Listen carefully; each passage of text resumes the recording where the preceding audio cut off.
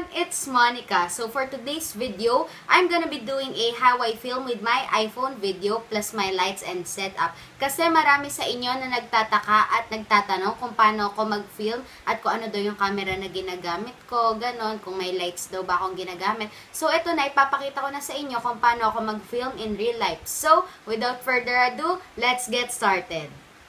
So, ang una ko munang ginagawa bago ako mag-film ay syempre maligo, mag-ayos, magbihis. And after that, saka ko palang inaayos yung mga equipment na gagamitin ko para sa pag-film ko. So, dito sa harapan ko, meron akong ring light and 16-inch siya. Nabili ko siya sa Apex Digital and sa pagkakatanda ko, nabili ko yan ng 6,500 pesos. So, gagamitin ko yung phone ni Mami ngayon. Hiniram ko lang para mapakita ko sa inyo kung ano yung itsura niya sa harapan ko kapag nag-film ako. And ganyan yung itsura niya sa harapan ko. And kung mapapansin nyo, meron siyang salamin na kasama. Ayan.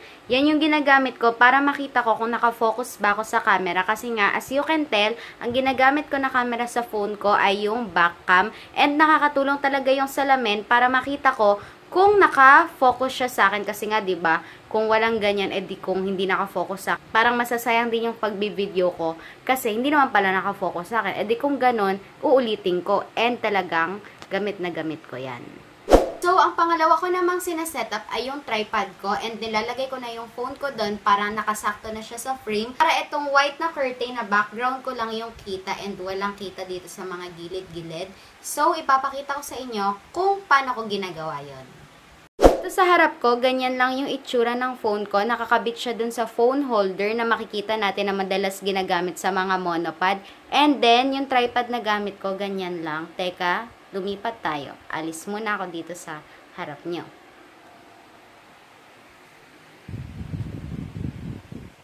And then, ganito lang yung itsura niya sa may harap. Maliit lang yung tripod ko na yan. Nabili ko lang yan sa online shop ng 280 pesos yata. Pero dati, ang gamit kong tripod ay ito. Kung nakita nyo kanina dun sa shot, gamit yung iPhone ko. Makikita nyo yung pinakita ko to sa mini haul ko. Yung maliit na tripod.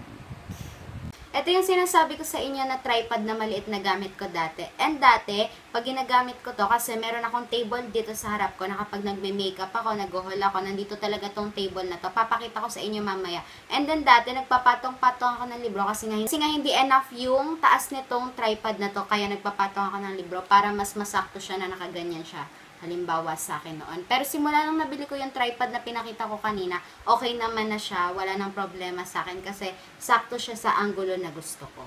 And yung pangatlo ko ang inaayos ay itong table sa harap ko na kung saan ginagamit ko siya kapag nagme-makeup tutorial ako, kapag nag-haul ako. Kasi kapag nagme-makeup tutorial ako, dito ko nilalagay lahat ng makeup sa harap tapos merong salamin din dito. And then kapag nag-haul naman ako, yung mga napapakita ko na, dito ko ipinapatong sa harap kasi di ba minsan ang hassle-hassle kapag ibababa ko pa siya. So yun yung tulong nitong table nito. And ngayon nakalagay lang siya dito para mapakita ko sa inyo. Pero yun, dahil nga puro talk lang naman yung ginagawa ko sa video, walang nakalagay sa kanya ngayon. Ganyan lang yung itsura niya sa harapan ko. May table na ganyan and then yung ring light nga and then yung tripod and then yun yung phone ko na ginagamit ko pang film and empty table lang to kasi para mapakita ko lang sa inyo kasi wala naman akong kailangan ilagay sa kanya ngayon. Naman sa pang-apat, inilalagay ko yung upuan na ginagamit ko kada nagfi-film ako kasi di ba nakaupo lang naman ako kada nagfi-film ako and wooden chair lang to, nothing special with it naman and ipapakita ko siya sa inyo ngayon. Ayan, ganyan lang yung itsura ng chair na inuupuan ko kada nagfi-film ako. Wooden chair lang siya and ganyan lang siyang katas. And then, nandito nga yung table, yung tripod ko, saka yung phone ko, and then itong ring light. And then, meron nga palang electric fan habang nagfi-film ako kasi ang init-init na nga, tapos meron pang ring light, edi mas mainit, kaya kailangan talaga ng electric fan. And minsan nag-aircon din ako, pero minsan lang yun.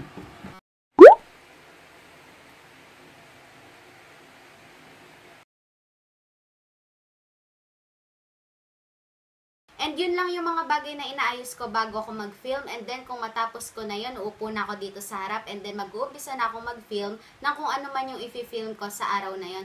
And yun, napakita ko na sa inyo yung ring light, yung tripod ko, yung phone ko, yung table dito sa harap ko. And then, ganun lang ako mag-film. Uupo lang ako dito sa likod ng curtain na white na to, sa upuan ko na to. And then, yun, ganun lang ako. That's how I film with my iPhone plus my lights and setup. That is all for my video. I hope you guys enjoyed watching. Don't forget to like this video and comment down below kung gusto nyong gumawa ako ng video about how I edit my videos and my thumbnails para magkaduktong sila ng video nito. Also, don't forget to subscribe to my channel and click the bell button to get notified every time I post new videos. Thank you for watching and see you on my next video. Bye guys! Mwah!